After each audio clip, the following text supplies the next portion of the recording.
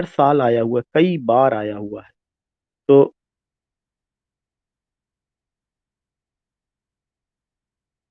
तो that's highly significant. So what I want to से,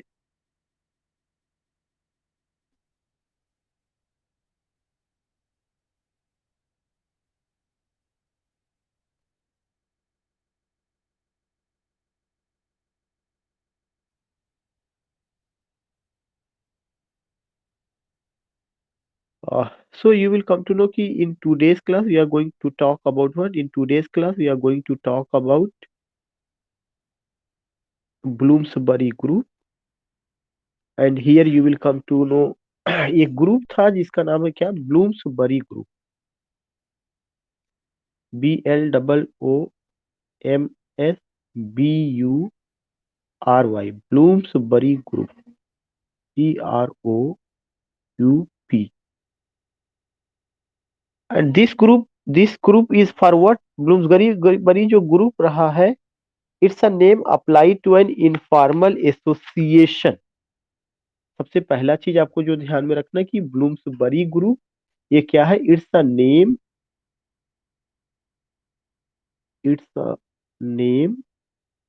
applied.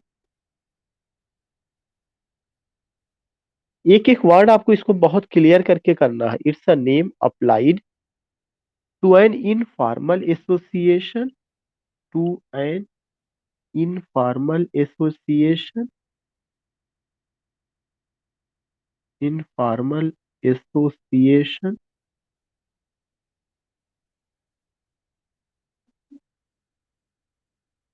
Association of writers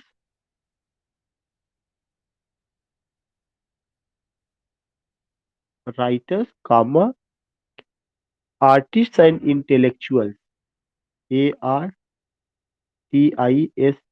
artist and intellectuals.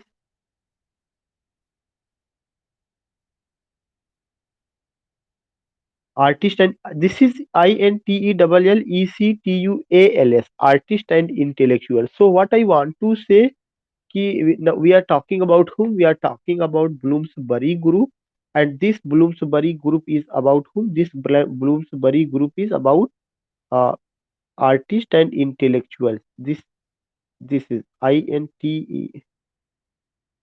INTELLECTUALS.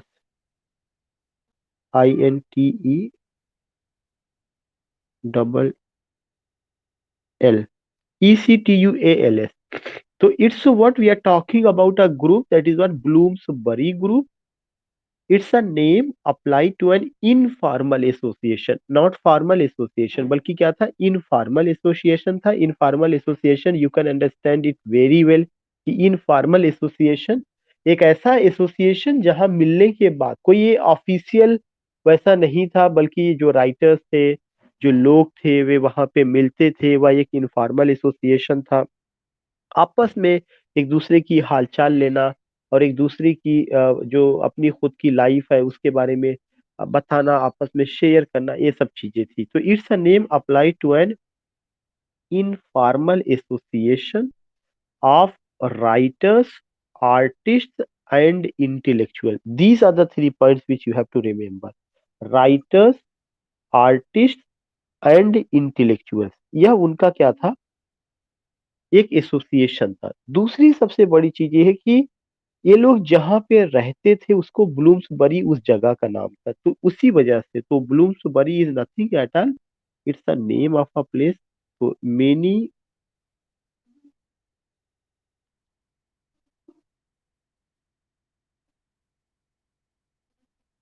Of whom lived in Bloomsbury, many of whom lived in Bloomsbury,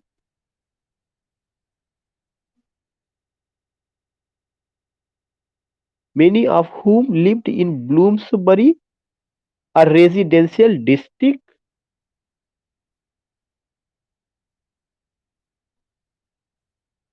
a residential district, a residential district in central London. So in this slide, you will come to know we are talking about Bloomsbury Group, that was a formal, not formal, an informal association of writers भी थे, artists भी थे और intellectuals भी थे, many of whom lived in Bloomsbury, जो कहाँ पे रहते थे, ब्लूम्सबरी में रहते थे, या क्या था, एक रेजिडेंशियल डिस्ट्रिक्ट था, कहाँ पर, in central London, residential district in central London, central London. Now you will come to know कि ये जो ग्रुप था ये 1905 के आसपास आता है या इकट्ठा होता है। सो सेकेंड इंपॉर्टेंट पॉइंट कि नॉट सेकेंड बट इसी में आपको this group of friends, this group of friends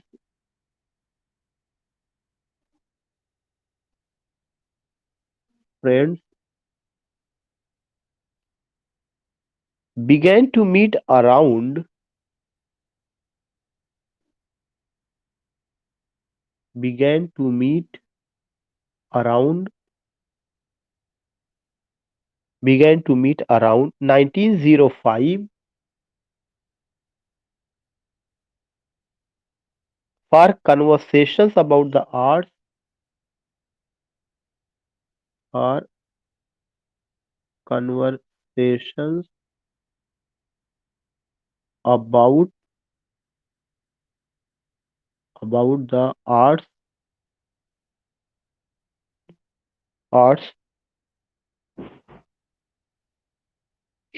and issues in philosophy, and issues in philosophy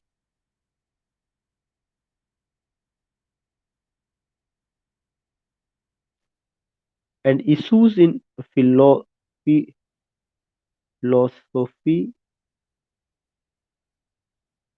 so again I would like to tell you कि यह जो group रहा है, this group of friends, यह जो ग्रुप ऑफ फ्रेंड्स था, जिसको हम क्या कहते हैं, ब्लूम्सबरी ग्रुप, ये कब मिलना शुरू करते हैं, 1905 में। एक दूसरा क्वेश्चन पूछा गया है कि ब्लूम्सबरी ग्रुप की स्थापना कब हुई है, तो ब्लूम्सबरी ग्रुप की जो स्थापना हुई है वह 1905 ईस्वी में हुई है, और वो लोग 1905 ईस्वी में मिलना शुरू करते हैं, और उनकी जो बातचीत का दायरा रहता है, for conversations about the arts and issues in philosophy, वे इसको लेकर के बात करते हैं, for conversations you will come to know about the arts and issues in philosophy।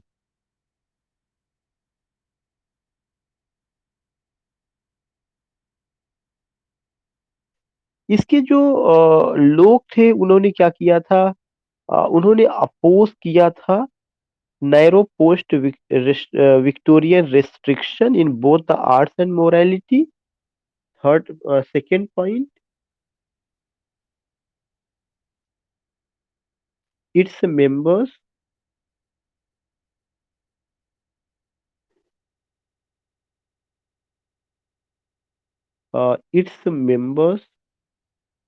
its members opposed,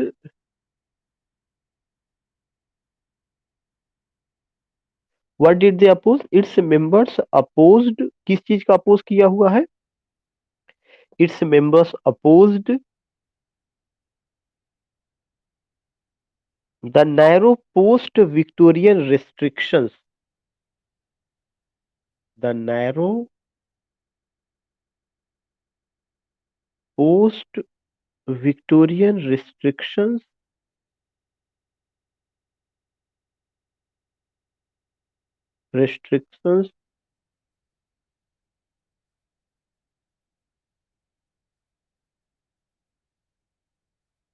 in both the arts and morality, in both the arts and morality,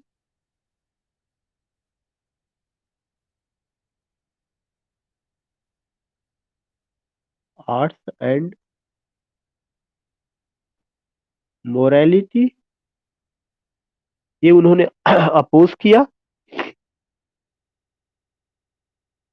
और इनके जो मेंबर्स थे, थर्ड पॉइंट, इनके members में कौन कौन, ये और क्वेश्चन तीसरा बहुत इंपॉर्टेंट है। कब इस्टेब्लिश हुआ, दैट इज व्हाट 1905। ब्लूम्सबरी इसको क्यों कहा जाता है? It was an informal association of artist, intellectuals and writers. दूसरा चीज क्या था? कि ये लोग जो है ब्लूम्सबरी नाम के जगह पे रहते थे, that was a residential district in central London.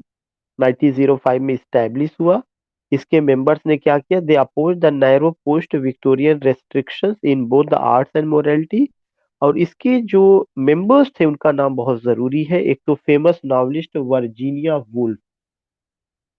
कई बार एक क्वेश्चन पूछा जा चुका है कि who does not belongs to Bloomsbury group? Virginia Woolf रहे हैं। वर्जीनिया वुल्फ के अलावा ईएम फॉस्टर,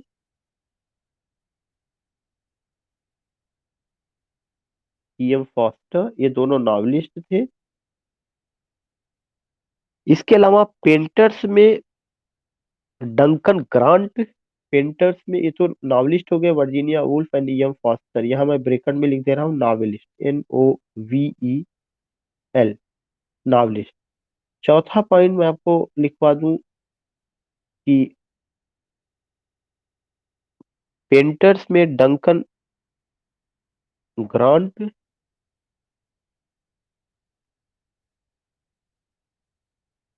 GRANT।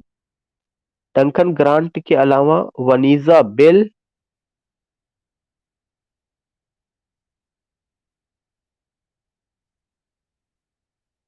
वनीजा बेल।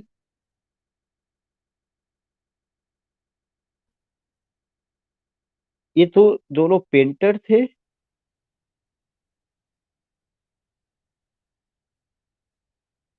पांचवा point,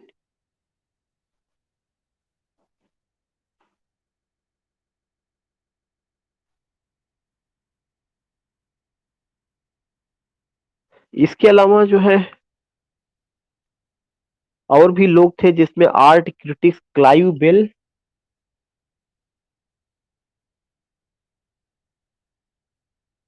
Clive Bell, Roger Fry,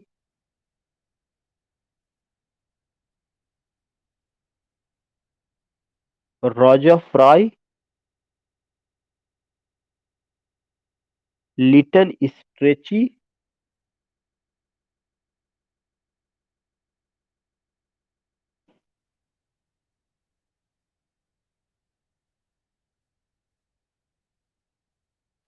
Lytton Strachey, STRATCHEY, Lytton stretchy,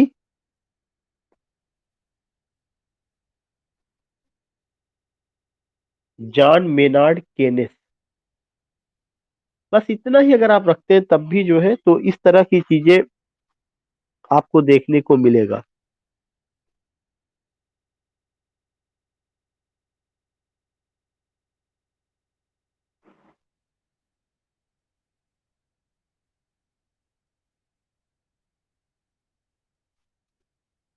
So what I want to tell you कि when you go this particular thing, so remember that कि it's a name applied to an informal association. What type of association? Informal association।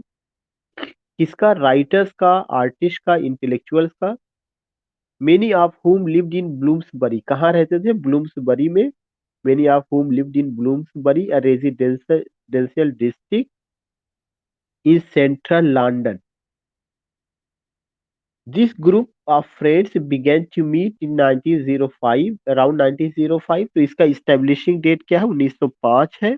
And they started to conversate with each other about the arts and issues in philosophy। जो इसके members थे उन्होंने क्या किया? Opposed, किस चीज का oppose किया? Narrow post Victorian restrictions, narrow post Victorian restrictions. Its members opposed the narrow post-Victorian restrictions in both the arts and morality। Arts and morality दोनों में उन्होंने इसको अपोज किया। So you will come to know, ये बहुत important चीज रही है। In both the arts and morality. उसके अलावा अगर आप देखेंगे, एक इम्पॉर्टेंट चीज है कि राइटरों में Virginia Woolf, E M Forster, ये दोनों नावेलिस्ट थे जो इस ग्रुप के मेंबर थे। डंकन ग्रांट और वनीजा बेल पेंटर्स रहे हैं। Clive Bell, Roger Fry, Lytton Strachey, ये भी मेंबर्स रहे हैं। तो इस तरह से you come to know. Just I want to know कि ये कब स्टेब्लिश किए गए, कैस कैसा एसोसिएशन था। Informal association. Why are they called Bloomsbury group?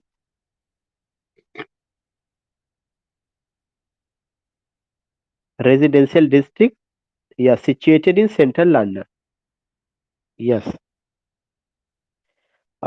Just I want to know कि when they met, they conversated, yeah, they started to talk about two things. What was that thing? Arts and issues in philosophy. दो novelist का नाम बताइए।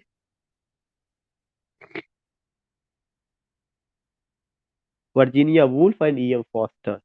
और इसके अलावा जो है क्लाइव बेल, लिटन स्ट्रेची, ये सब नाम रहा है। और अगर उसमें कोई नहीं रहा है तो कौन नहीं रहा है? D H Lawrence.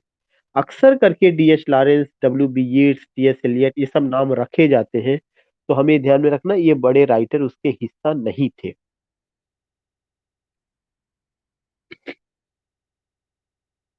No, they are not novelist, they are the artist, they are the painters. नहीं, क्लाइव बेल नहीं, आर्ट क्रिटिक्स थे, they were the art critics.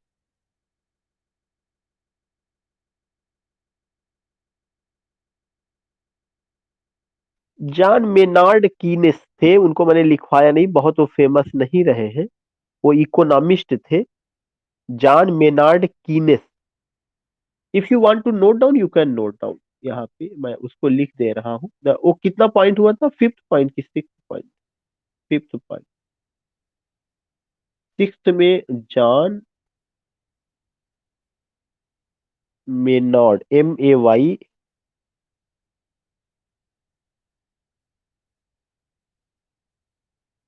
MAY and NARD। John Maynard Keynes, KEYNES, KEYNES, John Maynard Keynes. ये भी वो थे, लेकिन ये क्या थे? इकोनॉमिस्ट।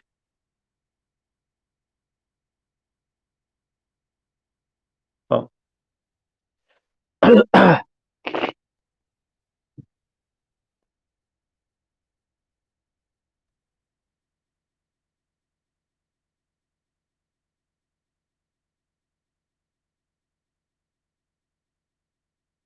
आर्ट क्रिटिक्स थे।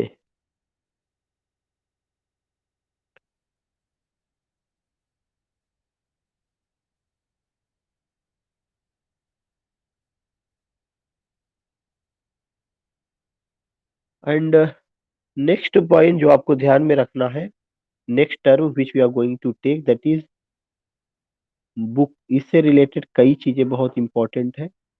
ऑलरेडी आप जानते हैं कि हाँ बुक क्या है, लेकिन बुक के लिए एक डिफिनीशन दिया गया है, जो उस डिफिनीशन को हमें जानना जरूरी है। वह डिफिनीशन ये है कि बुक जो होता है,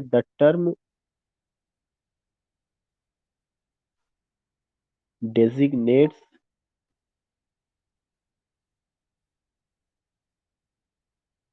the term designates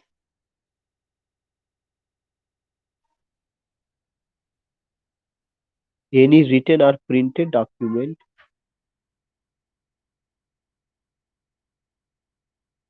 any written or printed document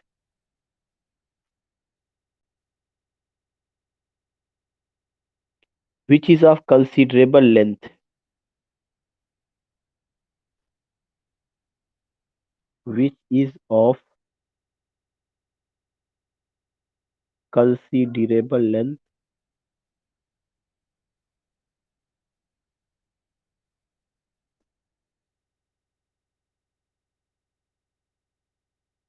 yet is light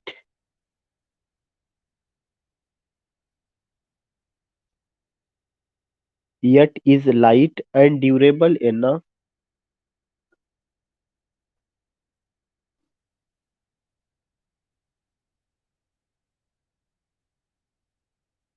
and durable enough to be easily portable. If you go to then the next term which I have taken, that is what, that is book. Book क्या होता है?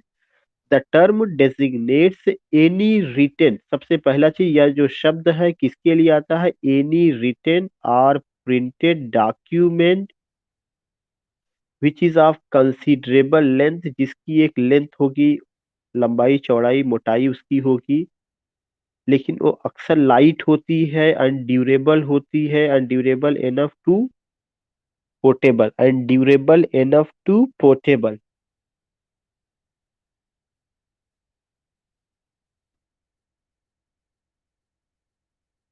तो again I would like to tell you this particular definition कि क्यों मैं लिखवाया हुआ हूँ.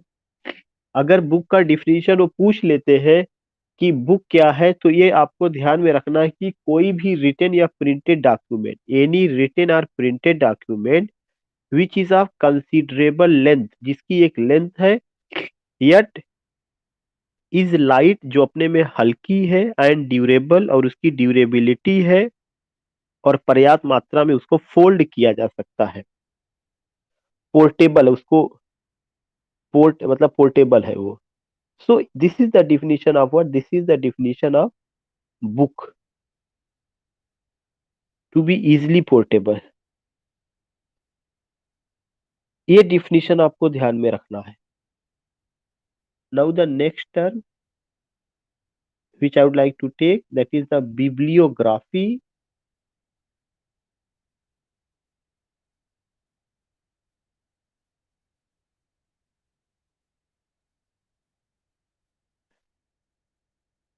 This bibliography, about bibliography एक definition दिया गया है, that's highly significant. bibliography क्या है? That is studies devoted to the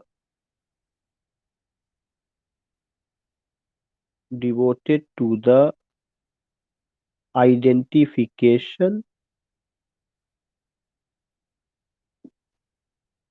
studies devoted to the identification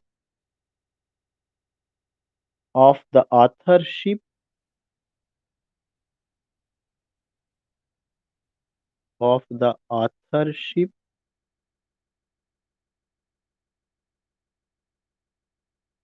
dates of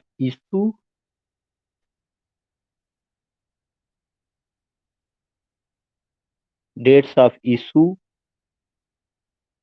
comma editions,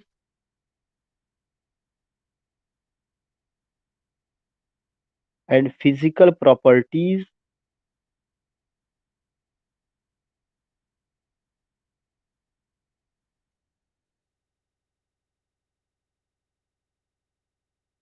These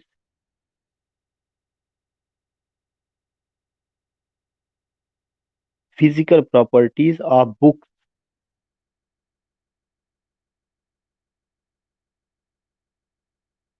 of books. So these are the points. Yeah, give me 1 minute. Then write down.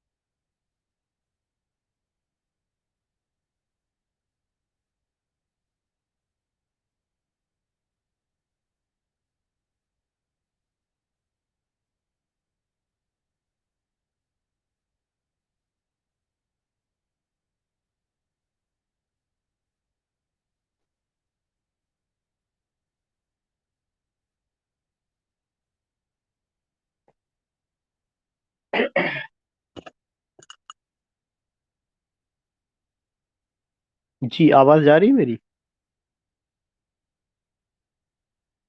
या okay. So I was telling you कि जो bibliography है उसमें क्या होता है कि studies devoted to the, एक ऐसी स्टडी जिसमें आप क्या करते हैं, आइडेंटिफिकेशन, किसका identification? Identification of the authorship, dates of issue, edition. तीन चीजें ध्यान में रखिएगा। आथर उसका कौन है?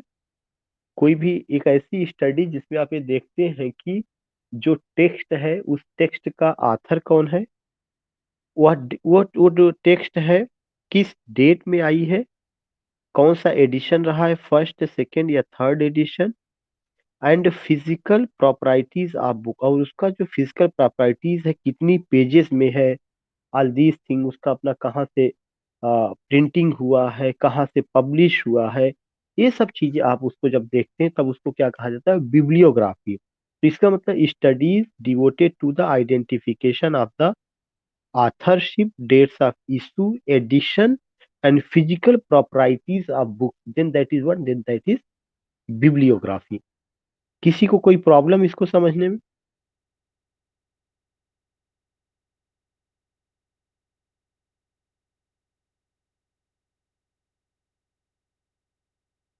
वो अच्छा, प्रॉपर्टीज का मैंने स्पेलिंग गलत लिख दिया। अच्छा, प्रॉपर्टीज, RI, या दैट इज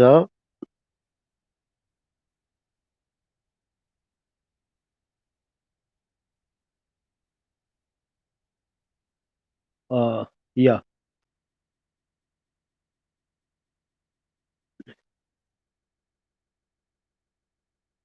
एक्चुअली में देर इज, या there is a not proper, properties ही है, या प्रॉपर्टीज ही होना चाहिए था, प्रॉपर्टीज, PERTIES। प्रॉपर्टीज तो ओनर से, नॉट प्रॉपर्टीज बट प्रॉपर्टीज, उसका अपना क्या जो है पेजेस है, क्या उसका चीजें हैं, all these things you come to know. तो ये चीज है। तो again I want to tell you कि when you talk about bibliography, तो आप बिब्लियोग्राफी में एक टेक्स्ट में क्या क्या चीजें देखते हैं? What do you C?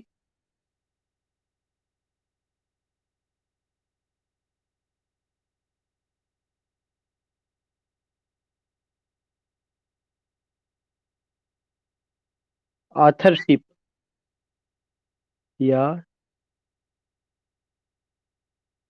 Books, चार चीजें। ऑथरशिप, उसका लेखक कौन है, डेट्स ऑफ इशू, कब आई हुई है, एडिशन, कौन सा एडिशन रहा है, और उसकी फिजिकल प्रॉपर्टीज ऑफ बुक, क्या फिजिकल प्रॉपर्टीज, कितनी पेजेस में रही है, ऑल दीज थिंग्स। तो ये चीजें क्या कही जाती हैं, बिब्लियोग्राफी कहा जाता है। Now the next word I would like to take, that is the papyrus.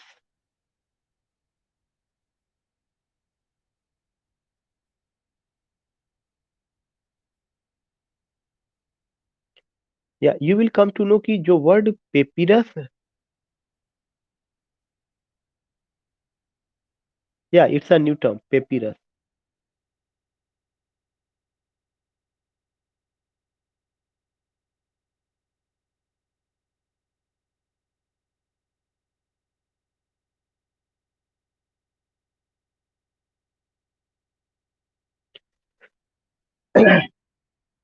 जो पेपिरस शब्द है, ये पेपिरस जो है, सबसे पहले जब एंशियन ग्रीक और रोम में जब बुक आई तो वह papyrus I. Papyrus a type of, you can say कि एक ट्री, जिसकी छाल से फिर उस छाल को छोटी छोटी रीड में तब्दील करके उसको जो है क्या किया जाता तो होता था। और बाद में ये चीज जो है कहाँ पे हुआ, इजिप्ट में डेवलप हुआ। तो रिमेम्बर दैट कि जो स्टैंडर्ड फॉर्म ऑफ बुक था वो एंशियन ग्रीक और रोम में, वहां पर भी वो था। बट ये जो है क्या था कि tree by which reads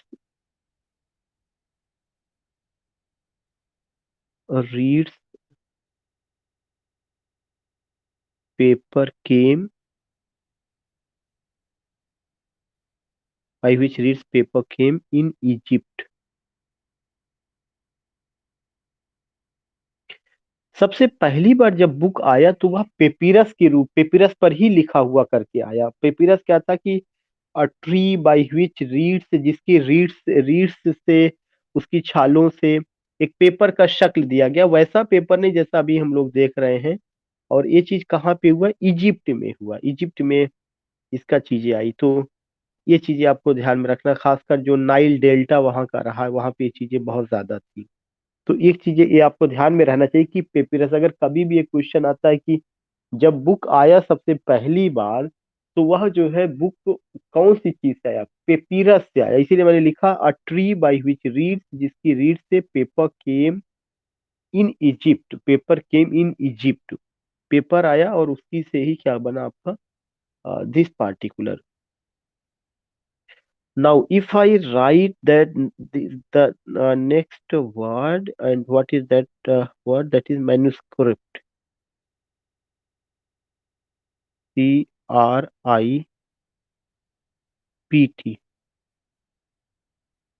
This is the new word, manuscript. If I ask you ki what is manuscript? Yeah, yeah, yeah. Handwritten, handwritten material. Handwritten material, ये आपका क्या हो जाएगा? ये मैन्युस्क्रिप्ट हो जाएगा। लेकिन यह जो हैंड रिटन मटेरियल होगा, यह प्रिंटेड वर्ड नहीं है, बल्कि क्या है? जब वो प्रिंटेड होगा दैट इज अनदर थिंग, लेकिन हैंड रिटन अगर है तो दैट इज व्हाट की manuscript. There is another word,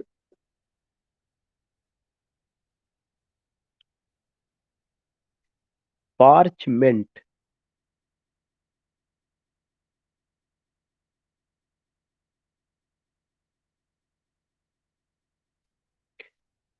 जो पार्चमेंट था, इसने भी जो है क्या किया कि बाद में पेपिरस की जगह कौन ले लेता? पार्चमेंट ले लेता है।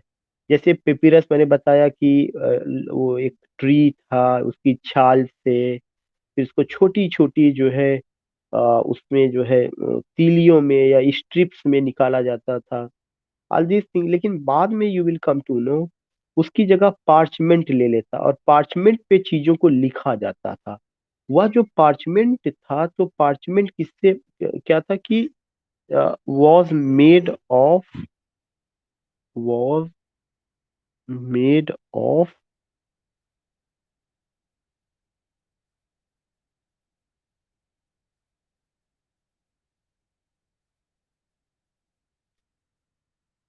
Skins of sheep.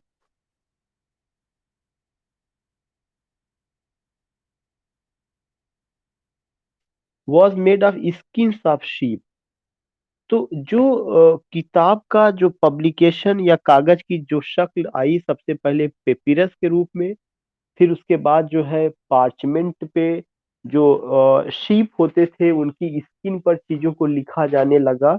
और वो चीज क्या कहा गया? पार्चमेंट कहा गया। PARCHMENT। तो पार्चमेंट क्या था? It was made of skins of sheep. Skins of sheep से उसको तैयार किया गया था, parchment. Now the next point.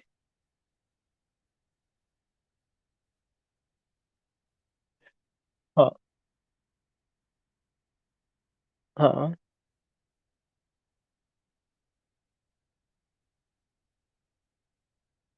Ji, ji, ji. Yeah, undoubtedly, such type of things you will come to know। वो भी हैंड रिटेन ही होता था, राजा महाराजा के दरबार में वो चीज आती थी उसको खोल के। या such a situation, such situation. तो you will come to know papyrus, manuscript, parchment. Now the next is vellum. कैसे चीजें बदल रही है उसको आपको जानना जरूरी है कि हाँ, ये शब्द क्यों इंपॉर्टेंट है। वेलम।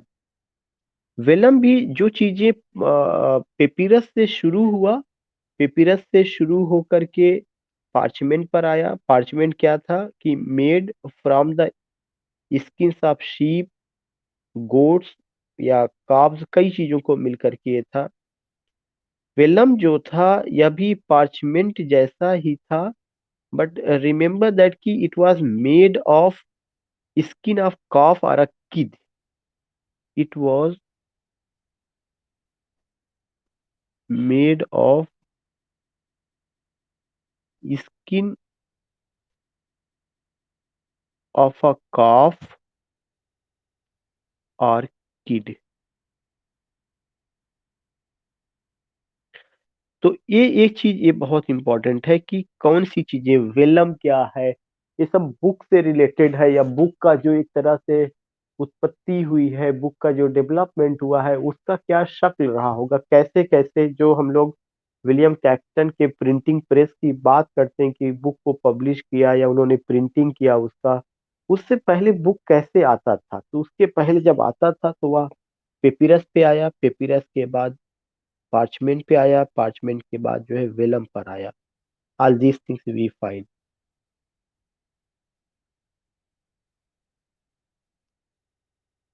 और एक वर्ड है codex, CODEX।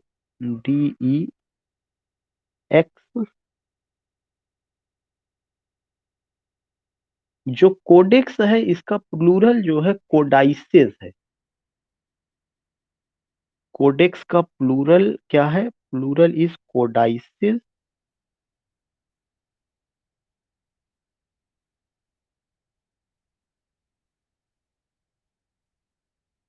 Plural is codices. Plural is कोडाइसेस।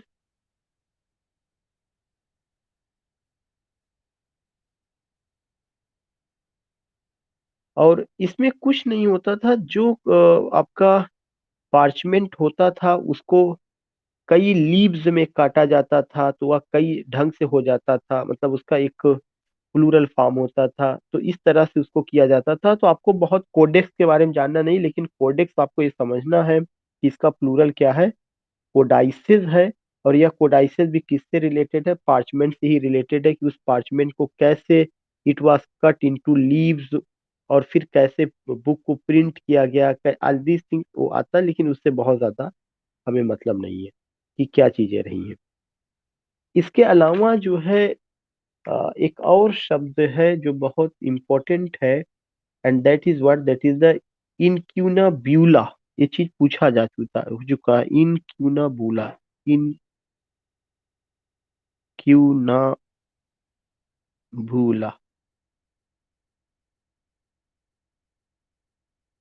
इनक्यूनाबूला, इसका जो ये प्लूरल है, इनक्यूनाबूला प्लूरल है। इसका जो सिंगुलर है वो है incunabulum. Incunabula singular is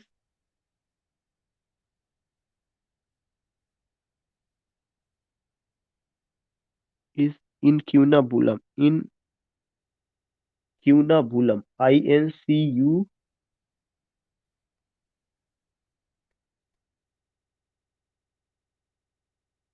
INCUBULUM, incunabulum. And you will come to know ये जो इनक्यूनाबुला है और उसका जो सिंगुलर इनक्यूनाबुलम है, यह डेजिग्नेट करता है, किसको डेजिग्नेट कर रहा है? It refers to what? सबसे पहला चीज की, दूसरा पॉइंट, उन किताबों को, books that were produced in the infancy of printing, that were produced in the infancy of printing,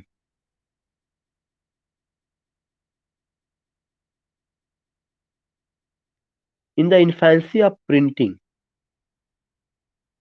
during the half century before 1500, during the half century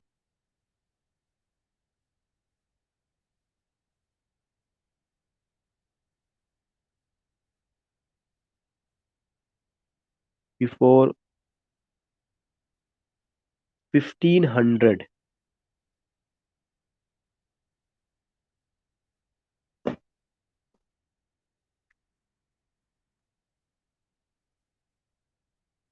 तीसरा point, incunabula is a Latin word. Incunabula is a Latin word for swaddling cloth or cradle. For swaddling cloth or cradle. Cloth और cradle। सो ये सब चीजें बहुत important जो आपको ध्यान में रखना है कि इनक्यूनाबुला जो है वो किसके लिए आया हुआ है, बुक्स, उन किताबों के लिए that were produced in the infancy of printing, जब प्रिंटिंग अपने एक तरह से शुरुआती दौर में था। इनफैंसी यहाँ पे शुरुआती दौर में, तब in the infancy of printing during the half century before 1500। तो वो जो किताबें आई थी उसको क्या कहा गया, इनक्यूनाबुला कहा गया। बुक्स, ऐसी किताबें दैट वर प्रोड्यूस्ड, जो प्रोड्यूस की गई इन द इन्फेंसी ऑफ प्रिंटिंग, जब प्रिंटिंग प्रेस वगैरह आया था अपने शुरुआती दौर में, मतलब वो 1485 के आसपास, 1476 में, 1473 में जो किताबें पब्लिश हुई हैं वहां पे। और कभी 15 century, in the mid half of the 15 century before. और इनक्यूनाबुला जो है यह कौन सा वर्ड है, इट्स अ लैटिन वर्ड, जिसका मतलब क्या होता है, स्वेडलिंग क्लास और क्रैडल। ये चीज ध्यान में रखना, स्वेडलिंग क्लास और cradle. So these are the point जो आपको ये सब चीजें पता होना चाहिए। इनक्यूनाबुला, इनक्यूनाबुला के अलावा मैंने आपको और क्या बताया है, कोडेक्स का प्लूरल कोडाइसेस मैंने बताया, वेलम मैंने बताया कि वेलम जो, और पार्चमेंट और पेपिरस, ये सब चीजें किसका बना हुआ है, कैसे बुक का जो है आना हुआ या कैसे बुक का डेवलपमेंट हुआ, all these things you find. तो नहीं, स्लाइडिंग क्लास का मतलब एक तरह से आप ये कह सकते हैं कि कपड़े का बना हुआ पालना या झूला। क्रैडल का मतलब ही पालना। हाँ हाँ हाँ, दैट इज, हाँ। और इसको ऐसा क्यों कहा गया, इसके पीछे रीजन क्या है, इसके पीछे रीजन ये है कि जो इन्फेंट होते हैं, नवजात शिशु होते हैं, उनको किस में रखा जाता है, उस पालने में रखा जाता है ना। वो पालना किसके लिए, बड़ों के लिए नहीं है, बल्कि किसी भी आदमी की जो शुरुआती स्टेज होता है, उस शुरुआती स्टेज में ही उसको वहां पे रखा जाता है। जब वो जन्म लेता है, साल भर का, 2 साल का, जितने भी समय का होगा, उसको वहां, तो वो शब्द वहीं से आया कि इन्फेंसी की सिचुएशन। इन्फेंसी का मतलब कि बिल्कुल शुरुआती दौर, इस वजह से उसको यहाँ पे incunabula is a Latin word for swaddling clothes और क्रैडल। तो ऐसे इसके लिए किसके लिए आया हुआ कि जब जो है प्रिंटिंग प्रेस बिल्कुल शुरुआती दौर में आया था, जो किताबें उस समय पब्लिश हुई हैं उसको क्या कहा गया, इनक्यूनाबुला कहा गया।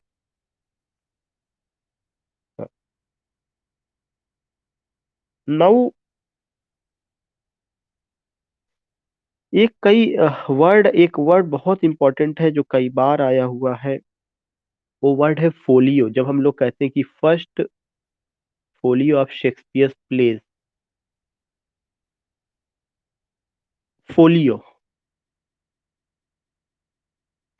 फोलियो से क्या मतलब है, फोलियो जो है यह एक लैटिन वर्ड है और इसका मतलब होता है leaf. Latin word for leaf.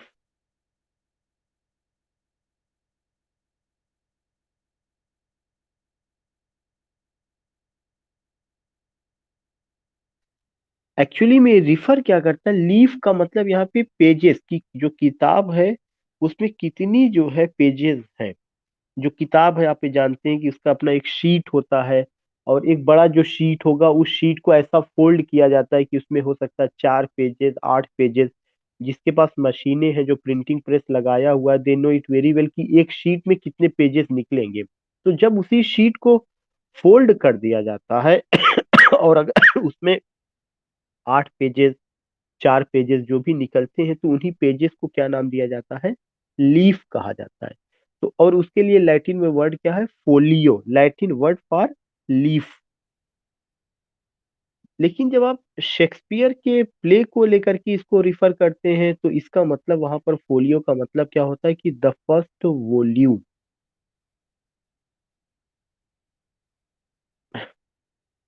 When it is associated, when it is associated with,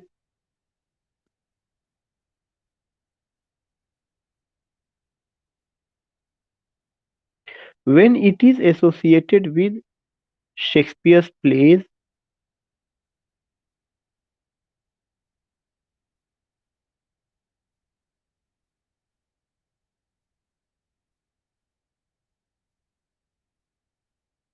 as the first folio of Shakespeare's plays,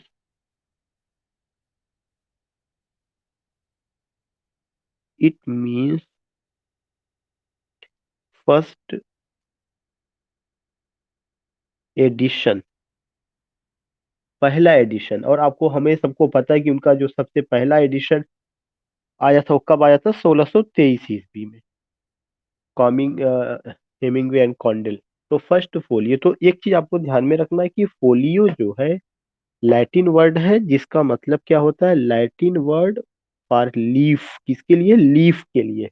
leaf तो आप समझ रहे हैं ना मेरी बात को, मैं क्या कहना चाहता हूँ? इफ एनीवन आस्क यू कि how do you like to explain leaf, leaf refers to what? Leaf refers to pages. For example, if there is a sheet, अगर कोई शीट है, तो उस शीट को जब आप क्या करते हैं? फोल्ड करते हैं, तो वो फोल्ड करने पर या तो उसमें 4 पेजेस निकलेगा, या 8 पेजेस निकलेगा, या 16 पेजेस निकलेगा। आज की जो प्रिंटिंग है, ऐसी मैक्सिमम 16 पेजेस निकालते हैं एक शीट पे। कहीं पे 16 पेजेस की छपाई, कहीं 8, कहीं 4 पेजेस की। तो शीट को फोल्ड करने के बाद जो पेजेस तैयार होते हैं, वही क्या होता है? लीफ होता है। दूसरा चीज, जब आप इसको व्हेन इट इज एसोसिएटेड, या when it is associated with Shakespeare plays as the first folio of Shakespeare, it means कि इसका जो मतलब है वह क्या है? इसका सीधा सा मतलब है कि, इसका सीधा सा मतलब है कि उनका पहला first edition, first folio of Shakespeare, it means first first edition, जो 1623 ईस्वी में आया है।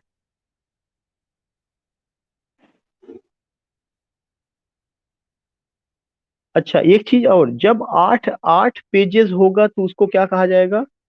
अगर किसी लीफ में, किसी शीट में 8 पेज निकलता है, तो उसको क्या होगा?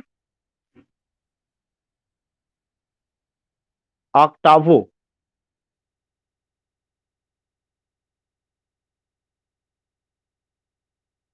Remember that. 8 लाइन स्टैंजा को आप क्या कहते हैं? ऑक्टेव कहते हैं। ऐसे ही अगर 8 पेजेस का लीफ होगा, उसको ऑक्टावो। 4 पेजेस का लीफ होगा, क्वार्टो। बस उसको उसमें वो चीजें हो जाएगा, बहुत उसमें वो नहीं करना। 12 लीव्स अगर होगा, तो उसको डुओडिसिमियो कहा जाएगा। मैं इसको लिखवा दूं सोच रहा हूँ। लिख लीजिए इसलिए कि जरा सा।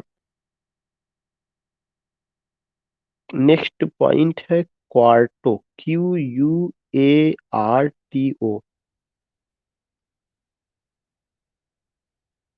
क्वार्टो किसको रिफर करेगा?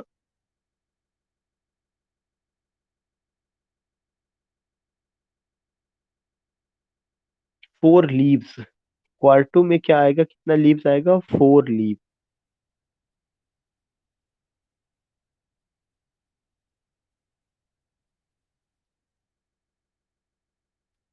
क्वार्टो के बाद ऑक्टावो।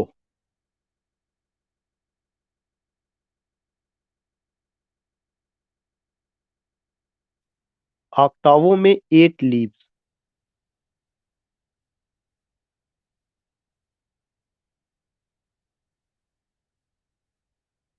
ऑक्टावो 8 leaves. Duodecimo. Duo DUODECIMO।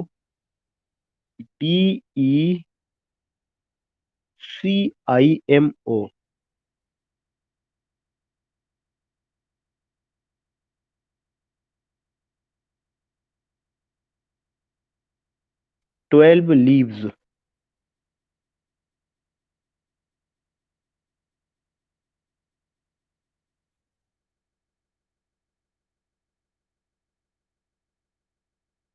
Next word है recto.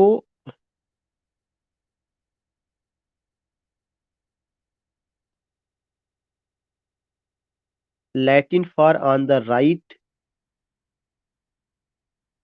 Latin for on the right. किताब का जो राइट पेज होगा उसको लैटिन में रेक्टो कहा जाता है।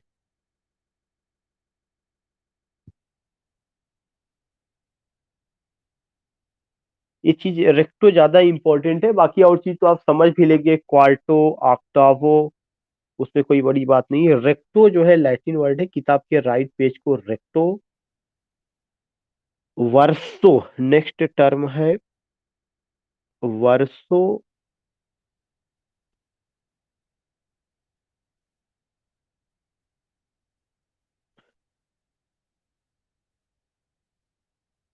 Latin for turned. Latin for left page of the book.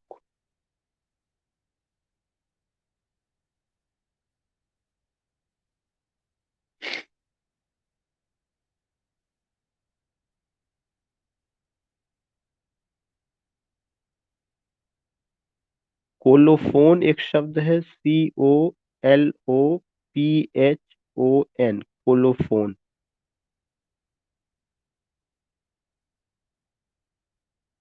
Colophon होता क्या है कि कोलोफोन जो है वो in the end, at the end of the book, जो पुरानी किताबें होती थी उनके लास्ट में ये लिखा रहता था कि उसका टाइटल का एक मतलब नोट जैसा होता था, जिसमें जो है टाइटिल, आथर, प्रिंटर और डेट ऑफ इशू होता था। तो आपको इसका डिफिनीशन लिखना पड़ेगा। In older books, in OLDER।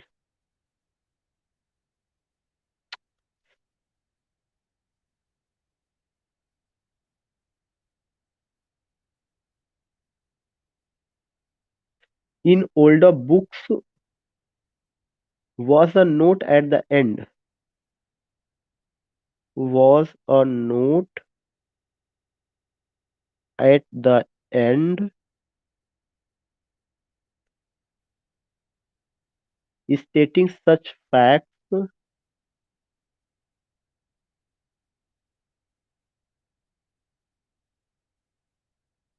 stating such facts as the title, author, printer, as the title, author,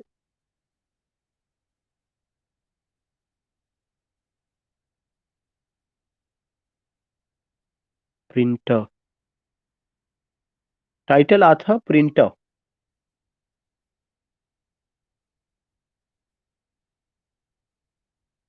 and date of issue. तो इसे यहाँ पे समझ लीजिए कि ओल्डर बुक्स में लास्ट में एक नोट होता था जिसमें एक स्टेटमेंट दिया जाता था। द एंड स्टेटिंग किसके बारे में, सच फैक्ट्स एज, बुक का टाइटल हो गया, ऑथर हो गया, प्रिंटर हो गया एंड डेट ऑफ इशू।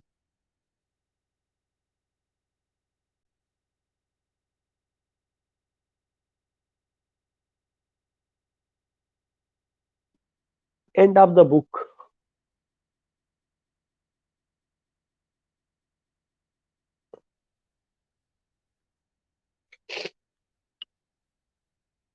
तो दीज थिंग्स यू फाइंड, उसको क्या कहा जाता था, उसको कोलोफन कहा जाता था। आज ये क्या होता है कि बिल्कुल शुरू, पहले लास्ट में होता था, आज के समय में कोलोफन कहाँ पे होता है, किताब के शुरू में होता है।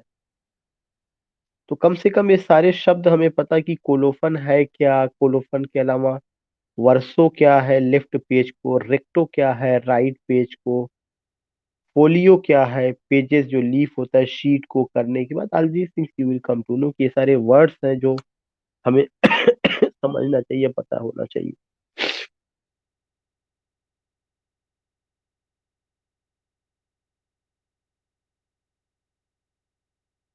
एक और जो है शब्द, लास्ट शब्द लेना चाहूंगा, बॉडलेराइज। बॉडलेराइज, BOWDLERIZE,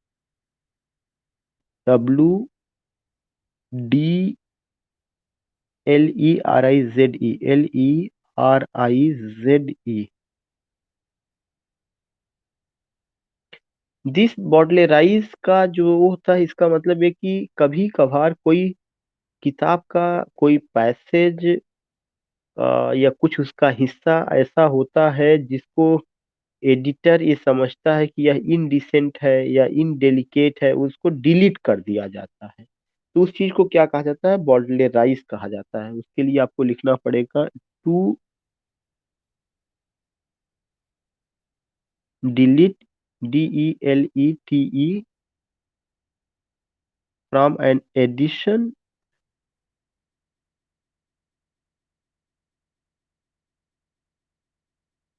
from an edition of a literary work,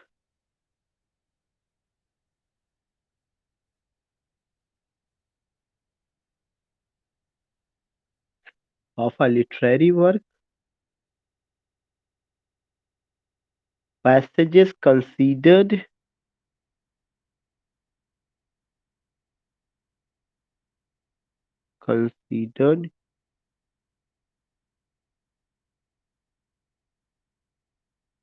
by the editor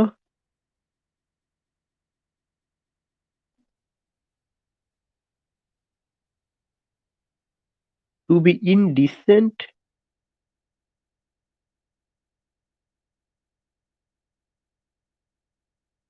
or indelicate।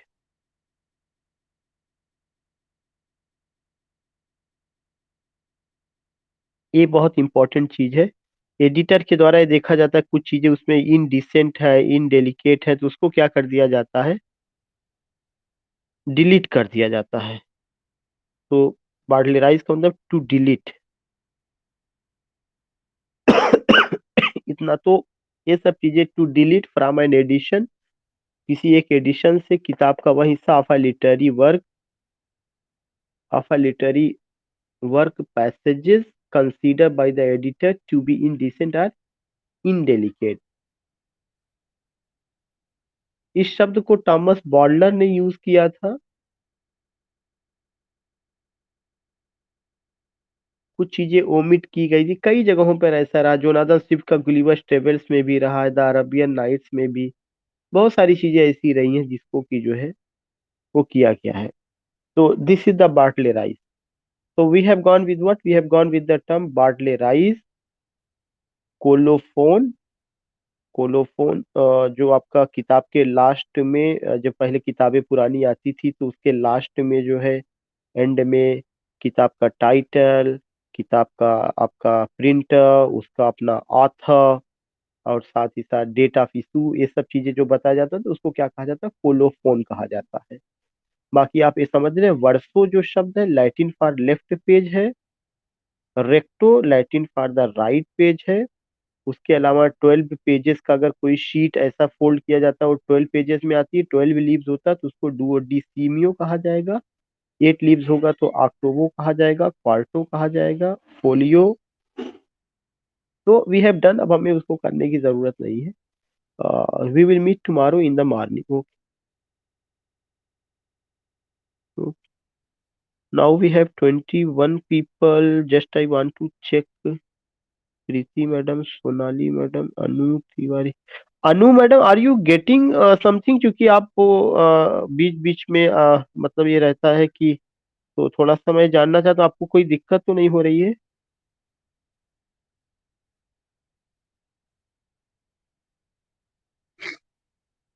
हाँ हाँ।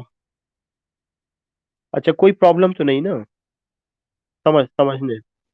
अच्छा, क्लास को समझने में ठीक है। अंबुज भाई तो पहले से हैं, सरफराज भाई, धर्मप्रिया मैडम, शिल्पी, रकीम खान जी, राजेश, निखत जी, ब्रजपाल जी, अनुराधा मैडम, आवाज आ रही है आपको मेरी? Anuradha madam, you can just respond me, आपको जहाँ पे आपका नाम लिखा है।